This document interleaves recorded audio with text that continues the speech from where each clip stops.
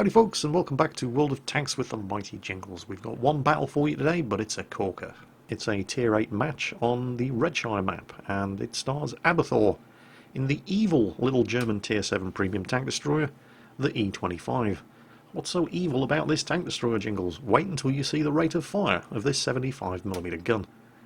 Also, it's incredibly small, incredibly sneaky, incredibly fast, and it gets preferential matchmaking. This machine will only ever get into tier 8 games at the very, very most. Games exactly like this one.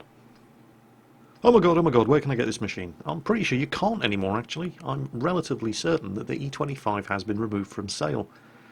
Wargaming have been trying to do away with the kind of machines that do get this preferential matchmaking, where the tier spread is no more than 1 in either direction, up or down. Nevertheless, there are a couple of machines in this match that do have preferential matchmaking. There are 2 KV-5s in this match, for example, Soviet premium tier 8 heavy tank, and while the KV-5 is not regularly on sale in the gift shop, and you certainly can't buy it for gold in the tech tree, they do still keep putting it out for sale every now and then during special events, but there's nothing really wrong with that. Yes, it gets preferential matchmaking, but it's not really a particularly overpowered machine in any way whatsoever. Yes, it does have very strong armour, but it's also got huge weak spots, and there's nothing remarkable whatsoever about its gun. It's a fun tank that they keep trotting out for special events and sales every now and then. Don't have a problem with that. What about the IS-6? It's another Soviet premium tier 8 heavy tank that also has preferential matchmaking. But you can still buy the IS-6 in the premium shop. It's in fact on sale right now on the EU premium gift shop, and may also be on sale, in fact almost certainly is also on sale on the North American gift shop. So why can you buy that, but you can no longer buy the E25? Well, it's almost certainly down to the guns. The thing about the E25 is that it, to all intents and purposes, uses exactly the same gun as the German tier 5 non-premium tank destroyer, the Stug 3G. It's that German 75mm Pak 42 L70 gun with 135 average damage and 150mm of penetration. Where the gun's different on the E25 is the rate of fire. While the Stug manages just over 13 rounds per minute, the same gun on the E25 has almost double the rate of fire, 20 rounds per minute. It is absolutely ridiculous, and yet at the same time would be completely hopeless if you were to take that gun into a tier 9 match, because at the end of the day it is, despite the buff to the rate of fire, still a tier 5 tank destroyer gun, and you just couldn't do anything with it in a tier 9 game. But within its own preferential matchmaking spread, tier 7 and 8 matches, it's absolutely overpowered. Despite the fact that, at the end of the day, it's just a tier 5 tank destroyer gun. It's that rate of fire which makes this thing ridiculous. On the other hand, if you were to put it into tier 9 matches, you just wouldn't be able to do anything with it, and that's why it gets preferential matchmaking. But within its own matchmaking spread, it's absolutely ridiculous, and that's why you can't buy the E25 anymore. So why can you buy the IS-6? Well, the IS-6, like the E25, has preferential matchmaking. The IS-6 is a tier 8 heavy, but it will never get into tier 10 games, and it will never get into tier 10 games for the same reason that the E25 doesn't get into tier 9 games. And it's down to the guns, for the same reason that the E25 does not get into tier 9 matches, because 150mm of penetration would be completely inadequate. The IS-6 doesn't get into tier 10 matches because 175mm of penetration would be completely inaccurate, and while the hallmark of the IS-6 is its good armour, it's only really good armour in a tier 8, and arguably also in a tier 9 match. The difference, of course, is that within its own matchmaking spread, while the E25 is definitely overpowered, nobody would ever accuse the IS-6 of having an overpowered gun. So the IS-6 is still available for sale, and the E25 isn't. The gun on the E25 really is glorious. I mean, it's the reason why you can't get this thing anymore. Not the preferential matchmaking, it's the fact that this gun is just ridiculous in a tier 7 or 8 match. When this thing's top tier, even when it isn't top tier, and it isn't top tier here, this is the worst kind of matchmaking you're ever going to see on the E25, but it doesn't seem to be doing them any problems, does it? I mean, look at the way this gun just keeps going. It only does 135 damage per shot because it's, at the end of the day, a tier 5 tank destroyer gun, albeit with a blistering rate of fire. But it's doing 135 damage per shot every 3 seconds. It's got a rate of fire of 20 rounds per minute, and that's before you go adding gun rammers and crew skills like Brothers in Arms and equipment like enhanced ventilation, which buffs the rate of fire even further. It's just ridiculous. And, well, you may be thinking, well, okay, but, you know, if you get into a Tier 8 match, Tier 8 heavies from the front, look at him just... He's just assassinating people. Yeah, true. I mean, 150mm of penetration isn't a lot. The one real limiting factor of the E25, like the Stug 3, is its ammunition capacity. The Stug has a much, much lower ammunition capacity, but it doesn't go through its ammunition as quickly as the E25 can. I've actually had games in the Stug where we've lost because I just didn't have enough ammunition left to kill all of the tanks that my team had left me to kill. And you can get into that kind of problem in the E25 as well. It has a higher ammunition load, but it spits them out almost twice as fast. So that can be an issue. Now, at this point of the match, Abathur was fairly certain that his team were going to lose, and looking at the scores, it's not too hard to see why. So, right now, he's playing to complete a tank destroyer mission where he has to kill 4 enemy tanks, and he's about to do it with his KV-5. But he still didn't think his team could win, until they finish off this KV-5, and the Indian Panzer survives the encounter. So now, rather than simply trying to play to complete a tank destroyer mission, and have, you know, that be the only thing you salvage from a defeat, suddenly they're actually in with a chance of winning this match. They're still outnumbered, but they can do this.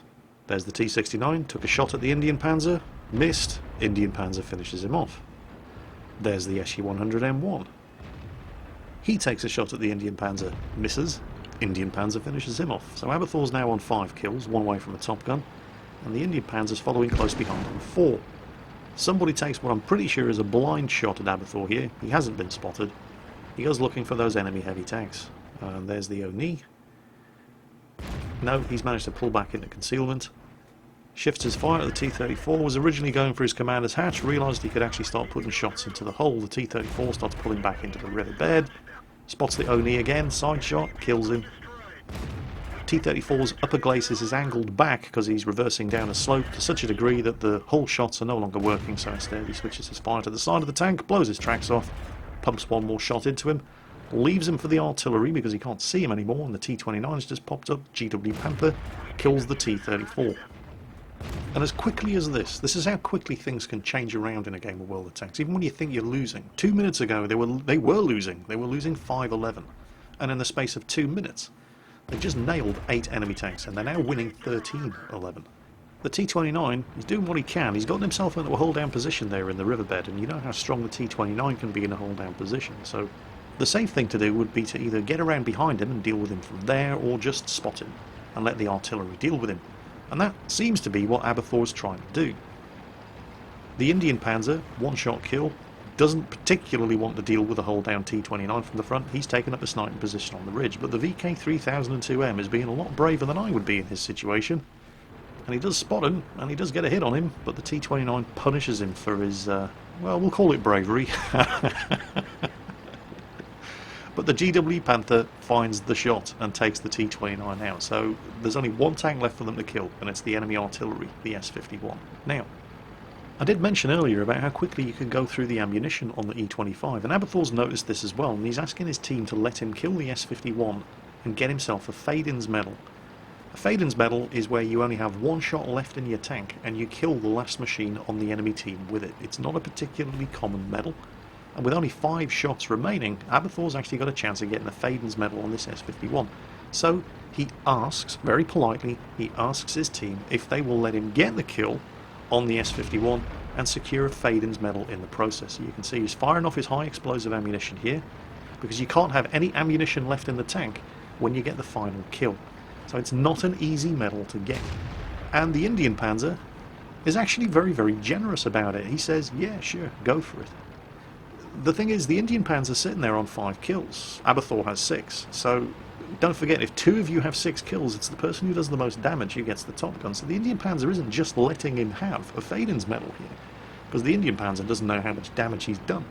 The Indian Panzer has also given up a chance of getting a top gun in order to let Abathur get himself a Fade-In's medal.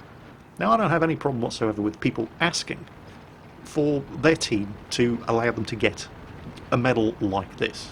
There's absolutely no harm in asking, but don't get upset if the team say no, because at the end of the day, they're not playing so that you can get medals. But it was very, very generous of the Indian Panzer to agree. Of course, first they have to find the S-51, and, well, you know what it's like. I mean, The E25 does not have a lot of armour, and it doesn't have a lot of health, and you know what it's like when you go hunting for artillery.